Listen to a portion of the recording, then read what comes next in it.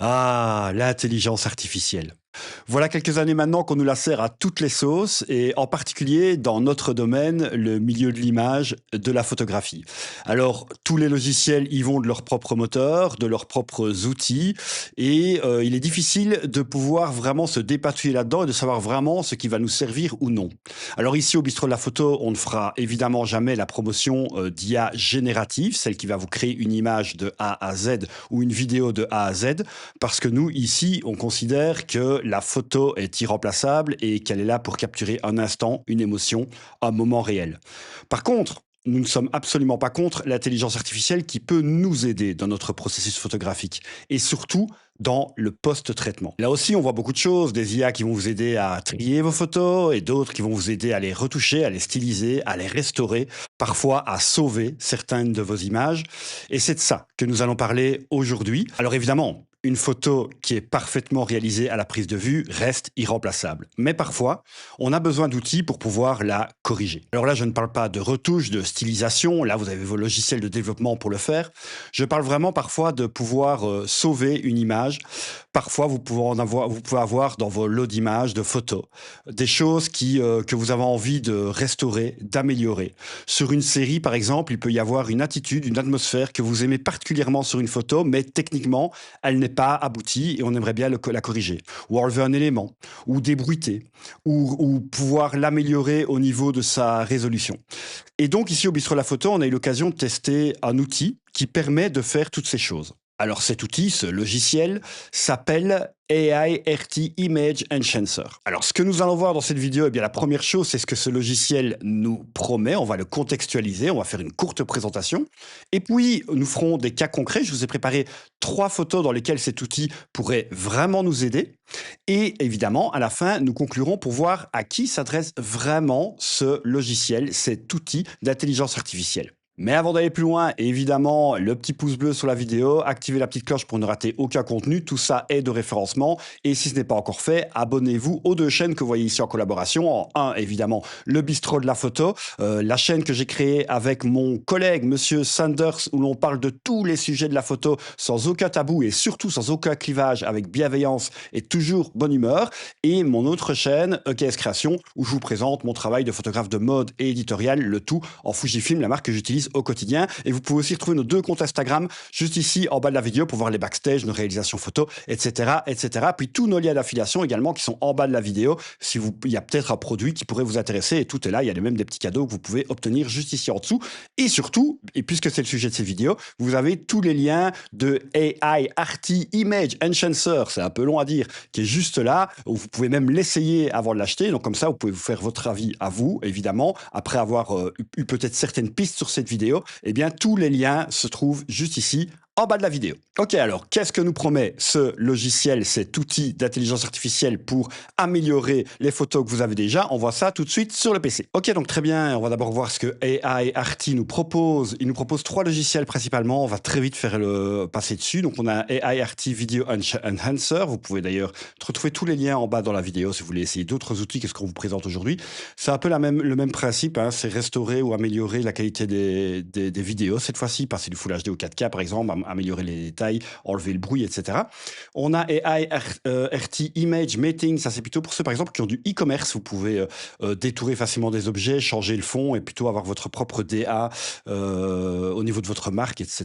Là c'est AI Image Mating. Et puis ici, ce qui nous intéresse aujourd'hui, c'est AI Image Enhancer. Donc amélioration de l'image par l'IA, plus de détails, plus de résolution, enlever les défauts, etc., etc.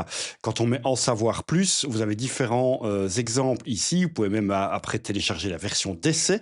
Je vous conseille d'ailleurs de le faire. C'est toujours mieux de vous se faire une opinion soi-même. Vous avez les différents modèles d'IA qui sont ici. Il y a certains modèles qui sont des modèles d'IA principaux et puis vous allez voir que vous allez pouvoir superposer des modèles d'IA secondaires qui vont venir améliorer le travail que le premier modèle aura fait.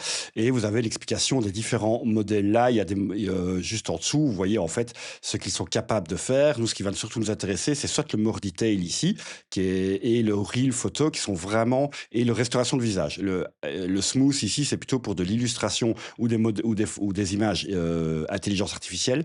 Pour des vraies photos, le More Detail, le Real Photo fonctionne bien et la restauration de visage aussi.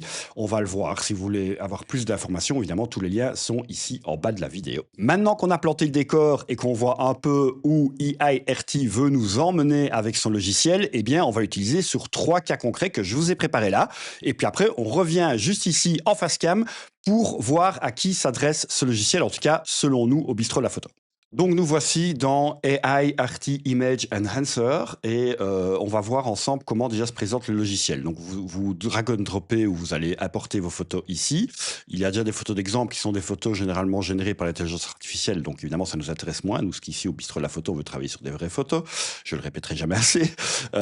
Et donc là ici j'ai 4 photos que j'ai prises qui en fait posent un problème ou qui méritent d'être améliorées pour des raisons différentes. Comme ça on va utiliser différents outils que le logiciel propose.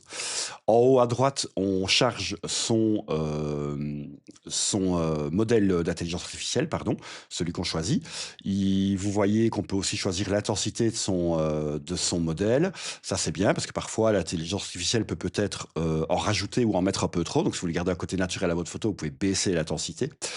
Sachez aussi qu'il y a le petit bouton actualiser qui est là. Donc, parce que l'intelligence artificielle va générer quelque chose. Si ce qu'elle a généré ne vous plaît moins, vous pouvez réactualiser jusqu'à ce que ça vous plaise un peu plus. Ça, c'est pas mal. Et alors, ici, vous avez la possibilité, ça aussi, si par exemple, vous voulez pas passer par le logiciel de développement, que le but c'est de sortir une photo que vous pouvez directement envoyer à la famille, mettre sur vos réseaux sociaux, en story, que sais-je, bah, vous pouvez directement appliquer des petits réglages colorimétriques ici, qui sont assez basiques, évidemment. On n'est pas sur le logiciel de développement. On a la restauration de visage, on le verra. Bref, il y a les différents outils qui sont là. Donc ici, c'est une photo d'Axel que j'avais prise, que j'ai récupérée directement de mon compte Instagram. Donc, c'est pas la photo d'origine. Parce que ce qui peut arriver, c'est que vous retrouvez une vieille photo ou vous n'avez plus la photo d'origine et il y a une photo qui vous plaît sur vos réseaux sociaux ou un client, si vous êtes quelqu'un de plus professionnel ou que vous travaillez dans le graphisme, un client vous envoie une photo qu'il a prise sur Facebook et qu'il aimerait bien mettre en plus grand sur son site. Et souvent, c'est des photos en très basse résolution où vous devez retoucher la photo d'un autre photographe et vous n'avez pas les fichiers d'origine. Bref, ces choses-là peuvent arriver et donc on a une photo en très basse résolution. Vous voyez, si je zoome, ici, bah, j'ai très peu de détails, etc. Donc, si vous avez besoin de l'afficher en plus grand, sur un écran, en plein écran, par exemple, ou si vous voulez l'imprimer, eh bien, on a besoin de gagner un peu plus de détails. Donc ici, j'ai chargé le More Detail parce que ce qui m'intéresse, c'est de l'upscaler. Vous voyez, quand j'ai le More Detail, je peux monter jusqu'en 8K. Et donc, là-bas, bah, c'est ce que je vais faire. D'abord, la première chose, c'est que je vais upscaler ma photo. Voilà. Vous voyez, ma photo s'est largement agrandie. Et maintenant, j'ai une photo, regardez la différence. J'ai une photo qui est en largement plus haute résolution et le More Detail a ajouté pas mal de détails. Je peux encore aller chercher, si je trouve que mon visage n'est pas assez détaillé, je peux aller rechercher, comme je vous l'ai montré tout à l'heure, la restauration de visage. Il va travailler quelques secondes pour charger le modèle et appliquer la restauration de visage. Et voilà, là j'ai ma restauration de visage. Alors ça a fonctionné, c'est toujours le visage d'Axel. Il a rajouté quand même beaucoup de détails, mais bon, ça a marché. Et donc là, après, c'est votre appréciation. À vous de voir si vous voulez partir sur ce type. Mais vous voyez, j'ai gagné énormément de détails sur la photo, sur les cheveux, etc. Il a vraiment rajouté un effet de netteté, donc il fait le travail. Après, à vous de voir si c'est ce que vous voulez ou si vous voulez quelque chose de moins marqué. Pour vous montrer la différence quand même, et là, donc on était en incrustation de routine, je suis passé en incrustation en dégradé. Et là, en fait, on a toujours l'amélioration du visage, mais quand je zoome dessus, c'est moins numérique, c'est un peu plus organique. Donc, on a une photo qui paraît un peu plus naturelle. Donc, sur ce type de photo, je trouve que l'incrustation en dégradé est pas mal du tout quand on a un visage qui est vraiment en gros plan. En tout cas, moi, ça me plaît plus parce qu'on garde un petit peu de flou quand même à l'arrière, etc. On a quelque chose d'un peu moins numérique. Donc là aussi, c'est votre choix, c'est à vous de voir ce qui vous plaît le plus. Mais en tout cas, l'AI fait le travail ici sur ma photo. Là, je suis quand même passé d'une photo qui était en 1080 pixels sur bord étroit à maintenant 6144 pixels et avec beaucoup plus de détails. Donc, je peux l'exploiter en plus grand. Donc, la deuxième photo ici de Monsieur Sanders, même s'il n'est pas à côté de moi aujourd'hui, il fallait quand même bien qu'il soit quelque part dans la vidéo. Donc, c'est une photo prise dans un bar au sous-sol en 12800 ISO parce qu'on n'avait pas de lumière du tout. Donc, vous voyez, on a du bruit, mais partout, partout, partout.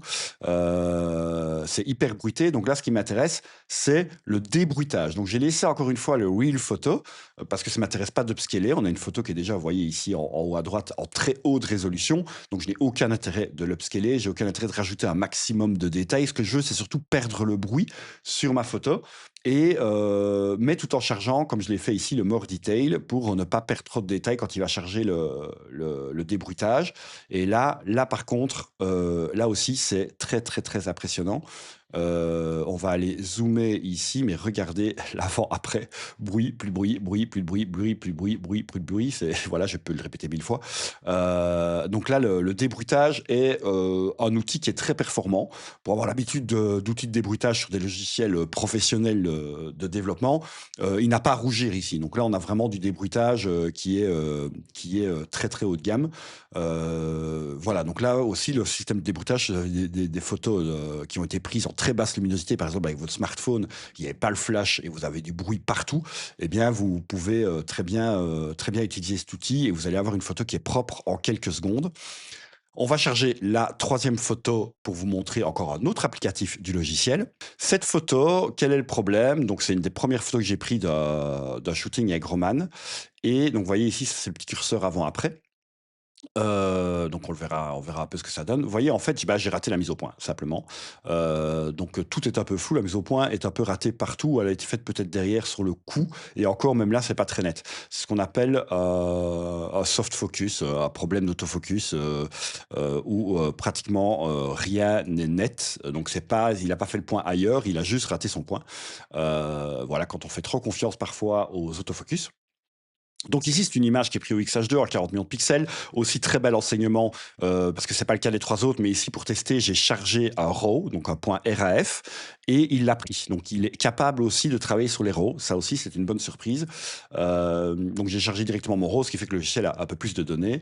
Donc pourquoi pas. J'ai mis donc le Real Photo. Pourquoi? Parce que je veux pas qu'il me tape trop de détails. Le but, en fait, c'est qu'il me récupère un peu la photo, qui est déjà en très haute résolution.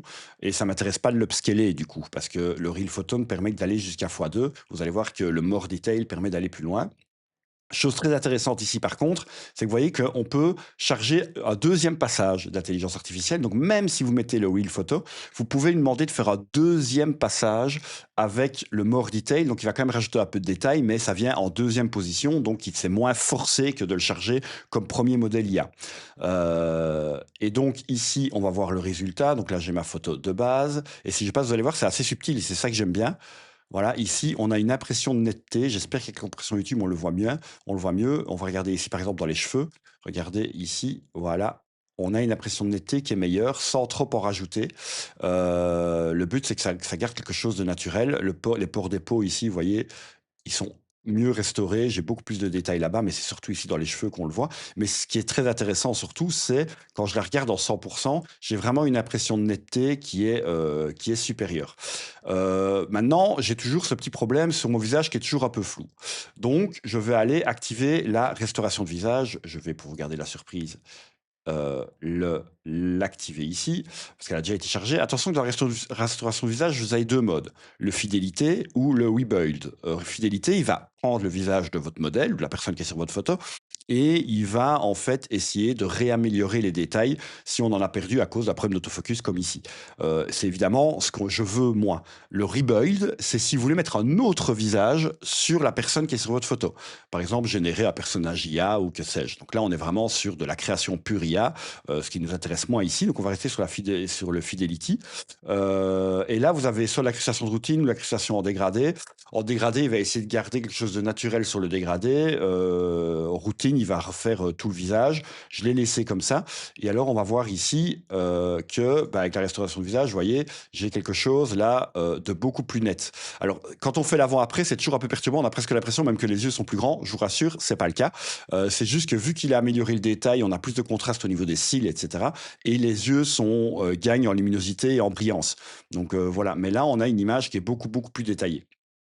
Euh, Et la dernière chose que je vous avais montré, c'est que j'avais fait aussi une petite retouche colorimétrique. Je vais l'activer ici, voilà. Et là, on a une image qui est déjà un peu plus chaude. Donc, si vous voulez pas passer par un logiciel de développement, vous pouvez directement l'exporter comme ça. Donc, je vous montre l'avant, après, l'avant, après, l'avant, après. On a une image qui est déjà pas mal restaurée, tout en gardant quand même le visage de Roman ici sur cette photo. Il n'a pas reconstruit quelque chose d'autre. Alors ici, ça ne m'intéresse pas vraiment de charger un modèle qui va améliorer ma photo. Elle est déjà en bonne résolution qui me suffit. Elle est déjà bien détaillée. Donc, je n'ai pas besoin que l'AI reprocesse la photo. Donc, moi, je mets l'intensité de mes modèles IA à 0. Par contre, il y a un autre outil qui peut m'intéresser. Il y a des petites choses qui me gênent. Par exemple, le câble qui est ici. Et donc, on va pouvoir aller. Vous voyez l'effaceur IA qui est pour le moment en version expérimentale, mais donc qui va continuer à s'améliorer. Je vais l'activer et je vais ici modifier le masque. Et là, je vais pouvoir aller chercher ce câble que je ne veux plus. Voilà. Je vais le masquer à la souris, à la louche. Voilà. Et voilà. Et je peux également aller chercher, hop, cette petite cigarette que je ne veux plus. Voilà. Imaginons, je ne veux plus qu'elle porte de cigarette sur la photo. Je vais la masquer ici et je vais appuyer sur soustraire parce que je veux qu'il m'enlève les éléments que j'ai mis là. Et on appuie sur appliquer et on le laisse processer et on va voir ce qu'il va nous enlever. Donc là, je n'ai plus de câble et c'est fait de manière très naturelle. Et vous voyez qu'en main, elle n'a plus de cigarette. Ça a bien fonctionné. Là, c'est toujours en expérimental, donc ça va aller encore de mieux en mieux. Mais donc voilà, vous avez pu voir sur les 4 photos l'amélioration des détails, du visage, du bruit, l'upscaling qui permet d'agrandir votre photo et d'ajouter des détails quand elle est en basse résolution, et le masquage qui permet d'enlever des éléments que vous ne voulez plus sur votre photo. Donc vous avez déjà pas mal de choses dans ce petit logiciel qui vous permet de ne pas devoir aller par exemple sur un gros logiciel de développement qui est peut-être un peu lourd ou que vous n'avez pas ou dans lequel vous ne voulez pas investir. La dernière chose, c'est quand vous avez fini vos photos, vous pouvez les exporter soit l'une, soit plusieurs. Donc soit vous en sélectionnez plusieurs et vous faites exportation par lot, soit une seule exportation individuelle. Et les paramètres d'exportation, ça aussi c'est intéressant. Je vous rappelle ici que j'avais chargé un RAW. C'est que dans les paramètres d'exportation, de base c'est en origine, mais vous pouvez par exemple sortir un TIFF. Et dans le TIFF, ici, vous pouvez mettre un niveau. Plus il est bas, plus il sera volumineux et moins compressé. Donc, vous pouvez aller vraiment chercher un TIFF de très haut de gamme et vous pouvez même augmenter le nombre de densité de pixels. Donc, je peux le mettre en 300 pixels. Et là, il va me sortir un gros TIFF. Donc, si ça vient d'un RAW, c'est pas mal. Parce qu'après, vous pouvez alors repartir dans votre logiciel de développement si vous en avez un, parce que vous êtes plus habitué aux outils de retouche couleur. Et après, aller retoucher une photo qui aura été processée par l'IA et donc qui vous aura rajouté des détails. Vous serez plus confortable pour votre retouche. Donc ça, c'est pas mal. C'est une belle surprise aussi. À la base, quand j'ai installé le logiciel, je pensais qu'il n'exportait qu'en TIFF, qu'en JPEG, pardon. Et là, il exporte en TIFF. Donc c'est aussi une belle surprise. Alors, je vous ai préparé quand même une photo bonus qui n'était pas prévue à la base, mais après avoir regardé les différentes photos que je vous ai présentées, comme par exemple la restauration du visage qui était assez subtile, comme vous avez pu voir, et moi, c'est ce qui m'intéressait sur mes photos, vu que le visage était déjà de bonne qualité. Moi, ce que je voulais, c'était juste lui redonner un peu de pop et peut-être soit régler le problème de focus, comme on l'a vu, ou alors régler le problème de basse résolution, mais c'était quand même pas terrible. Donc là, je me suis dit, on va vraiment pousser le logiciel jusqu'au bout et vraiment regarder. Alors ici, on va vraiment se concentrer sur la restauration de visage. Vous voyez, j'ai demandé à ma maman de m'envoyer une photo de moi. Je dois avoir 10 ans, là peut-être 10, 11 ans. Je suis au Louveteau, oui, parce que j'ai fait les mouvements de jeunesse. Et donc, j'ai demandé à ma maman de prendre une photo qu'elle avait imprimée sur une imprimante classique, de le mettre sur son bureau, de faire une photo avec son smartphone et de me l'envoyer en message privé pour vous dire que la photo est vraiment de mauvaise qualité, là, et ça se voit directement ici. Le but, c'est de restaurer cette image et surtout mon visage. Donc, j'ai déjà chargé, vous voyez, le More Detail Gain. Pourquoi le More Detail et pas le Real Photo? Simplement parce que grâce au More Detail, je peux aller chercher des résolutions plus hautes. Le Real Photo est limité à x2 et on sait que là, cette photo qui a été envoyée sur une messagerie privée est en très basse résolution, donc c'était mieux de prendre le More Detail avec encore un deuxième traitement. Mais bon, on ne revient pas là-dessus, ça, on l'a déjà vu. Ce qui nous intéresse ici, c'est la restauration de visage. J'ai téléchargé Fidélité. Le but, c'est pas qu'il remplace mon visage, mais qu'il restaure mon vrai visage de moi, de quand j'étais petit, de quand j'avais 10 ans. En plus, je connais bien ce visage, donc je vais voir si c'est bien fidèle. Et j'ai mis incrustation en dégradé, histoire qu'on n'ait pas un gros placard carré, mais que ce soit le plus naturel possible dans l'image. On va déjà zoomer zoomer un petit peu ici, vous voyez, là c'est fort fort pixelisé, et on va directement balayer puisque le modèle y a déjà été chargé, et là la magie va opérer. Vous êtes prêts? C'est incroyable. Je vous le fais, c'est incroyable. Regardez, gauche-droite, c'est vraiment, vraiment incroyable. Et pour vous dire, c'est moi. Je me reconnais. Et ce qui est dingue, c'est qu'il a été récupéré les petites taches de rousseur que j'avais à l'époque. On a mes dents de traviole. C'est bon, c'est moi, je me reconnais. Bref, c'est vraiment mon visage de moi quand j'avais 10 ans. Il n'a absolument rien modifié ou inventé, il a été recherché, et ça, c'est très impressionnant. Là, on voit vraiment que la restauration, c'est dingue. La restauration de visage fonctionne vraiment, vraiment bien. C'était important pour moi de vous le montrer parce que c'est vrai que c'était un peu subtil sur les photos précédentes, et donc c'était quand même intéressant de le voir ici. Eh ben, ça fonctionne même plutôt pas mal. Regardez-moi ça, c'est dingue. Hop, hop, hop, hop, et voilà. Et je vous assure que c'est moi. Voilà, donc vous avez pu voir comment fonctionne ce logiciel. Ce qui est important donc de retenir, c'est un logiciel standalone qui n'a pas besoin de fonctionner avec un logiciel de développement qui existe déjà. Et déjà là, c'est une première piste pour savoir à qui s'adresse ce logiciel, cet outil d'intelligence artificielle. Bien, je pense que ce type d'outil s'adresse aux personnes qui ont envie d'améliorer des images qui auraient été réalisées, par exemple, il y a longtemps, avec un appareil en basse résolution ou avec un smartphone de mauvaise qualité. Vous avez peut-être encore ça dans votre pellicule Google ou Apple, des photos comme ça que vous avez envie d'améliorer, ou parfois des petites choses qui gênent sur la prise de vue que vous avez envie d'effacer assez rapidement, des photos bruitées parce que vous étiez en mauvaise condition et que vous avez envie de les enlever. Tout ça en évitant de passer par un logiciel de développement qui est lourd. Pour plusieurs raisons. Soit vous ne voulez pas utiliser le logiciel de développement et vous voulez juste améliorer vos photos rapidement avec ce type d'outil. La deuxième chose, c'est que vous avez peut-être un logiciel de développement qui ne propose pas d'outils d'intelligence artificielle ou une version qui n'a pas encore accès à ces outils. Vous n'avez pas envie de faire la mise à jour parce que votre logiciel de développement vous convient parfaitement, et ça, je peux le comprendre. Et donc, vous pouvez utiliser ce type d'outil comme AART Image Enhancer, c'est toujours très long à dire, pour pouvoir corriger les petites choses que votre logiciel ne saurait pas faire, puisqu'il n'a pas ces outils d'intelligence artificielle et qui vous prendraient, vous, manuellement, beaucoup plus de temps à faire. Et la dernière chose aussi, c'est la restauration des photos. Je vous en ai déjà un peu parlé avec, par exemple, des photos qui auraient été prises avec un vieil appareil photo numérique de très peu de résolution, où vous avez envie de booster un peu pour, je ne sais pas, faire un agrandissement, pouvoir exposer en plus grand, ou même des vieilles photos d'un album de votre grand-mère, de vos parents, tantes, oncles que vous avez retrouvés, qui sont des photos un peu vieillies, que vous allez pouvoir largement améliorer avec ce type d'outil. Et puis l'intérêt aussi de cet outil en particulier, c'est son coût, puisqu'il y a, je vous invite à aller voir sur le site parce que ça peut fluctuer, mais il y a une licence à vie qui est vraiment intéressante par rapport aux abonnements des gros logiciels de développement qui équipent de l'intelligence artificielle, qui peuvent très vite vous coûter cher et peut-être que vous n'en avez pas besoin pour le reste. Là, vous avez une licence à vie, et le gros avantage, c'est que les outils et les moteurs d'intelligence artificielle vont continuer à apprendre et s'améliorer. Ce qui veut dire que ce qu'il fait là, il le fera encore mieux dans 1 an, dans 2 ans, dans 3 ans. Donc, prendre cette licence à vie qui a vraiment un coût très intéressant, je vous invite à aller voir. Ça aussi, ça peut être un bon argument pour vous, pour ne pas justement devoir passer par un gros logiciel qui vous coûterait plus cher en système d'abonnement. Alors dites-nous en commentaire si ce type d'outil vous intéresse. En tout cas, je vous invite, si vous êtes un peu curieux, à l'essayer puisqu'il y a une version d'essai qui est gratuite. Comme ça n'engage à rien. Alors, en tout cas, moi et toute l'équipe du Bistro de la Photo, ça nous a fait plaisir de vous retrouver pour cette vidéo. On se retrouve très vite pour d'autres contenus. À très vite. Salut, ciao.